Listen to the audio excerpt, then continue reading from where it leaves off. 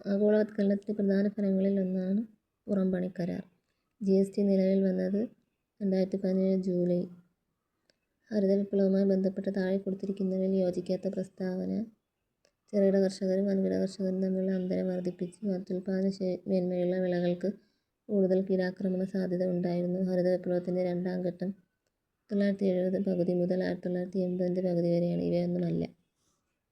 പുത്തൻ സാമ്പത്തിക പരിഷ്കാരങ്ങളുമായി യോജിക്കാത്ത പ്രസ്താവന ഏത്? ഇതിൽ നയങ്ങളെ രണ്ടായി തരംതിരിക്കുന്നു. സുസ്ഥിരമാക്കൽ നടപടി, ഘടനാപരമായ പരിഷ്കാരങ്ങൾ.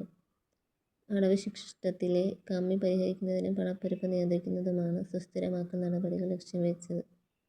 ഘടനാപരമായ പരിഷ്കരണ നയങ്ങൾ ഹ്രസ്വകാല നടപടികളാണ്. സമ്പദ് വ്യവസ്ഥയുടെ കാര്യക്ഷമത മെച്ചപ്പെടുത്തുക, അന്താരാഷ്ട്ര ക്ഷമത വർദ്ധിപ്പിക്കുക എന്നിവയാണ് ഘടനാപരമായ പരിഷ്കരണ നയങ്ങളുടെ പ്രധാന ലക്ഷ്യങ്ങൾ. ഇതിൽ യോജിക്കാത്ത പ്രസ്താവന. ഘടനാപരമായ പരിഷ്കരണ നയങ്ങൾ ഹ്രസ്വകാല. നീതി ആയോഗുമായി ബന്ധപ്പെട്ട ശരിയായ പ്രസ്താവന ഏത്? നയരൂപീകരണവും പദ്ധതികളുടെ ചട്ടക്കൂട് രൂപപ്പെടുത്തൽ, സഹകരണ ഫെഡറലിസം, നിരീക്ഷണവും വിലയിരുത്തലും. ഡി ഇവയെല്ലാം. ആൻസർ ഇവയെല്ലാം. പ്രധാനമന്ത്രി ജൻ ധൻ യോജന നിലവിൽ വന്നത്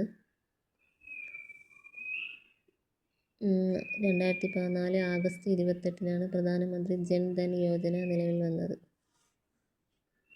സമൂഹത്തിലെ ദരിദ്രരായ വിഭാഗത്തിന് പണമടയ്ക്കൽ, credit, insurance, pension, savings, deposit അക്കൗണ്ടുകൾ തുടങ്ങിയ സാമ്പത്തിക സേവനങ്ങൾ എളുപ്പത്തിൽ ലഭ്യമാക്കുന്നതിനായി കേന്ദ്ര സർക്കാർ ആരംഭിച്ച പദ്ധതിയാണ് പ്രധാനമന്ത്രി ജൻ ധൻ യോജന.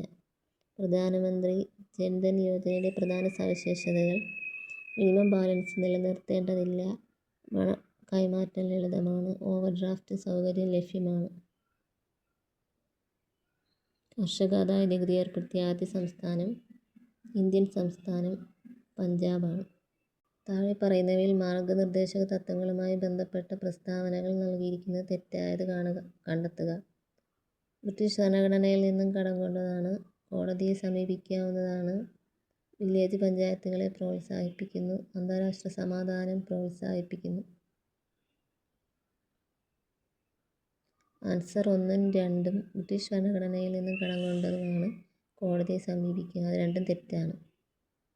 സമവർത്തി ലിസ്റ്റിലോ സംസ്ഥാന ലിസ്റ്റിലോ പറഞ്ഞിട്ടില്ലാത്ത ഏത് വിഷയവുമായും ബന്ധപ്പെട്ട് നിയമം നിർമ്മിക്കുവാൻ പാർലമെന്റിന് അധികാരമുണ്ടായിരിക്കുന്നതാണ് എന്ന് പറഞ്ഞിരിക്കുന്ന അനുച്ഛേദം. അനുച്ഛേദം 248. അനുച്ഛേദം 248.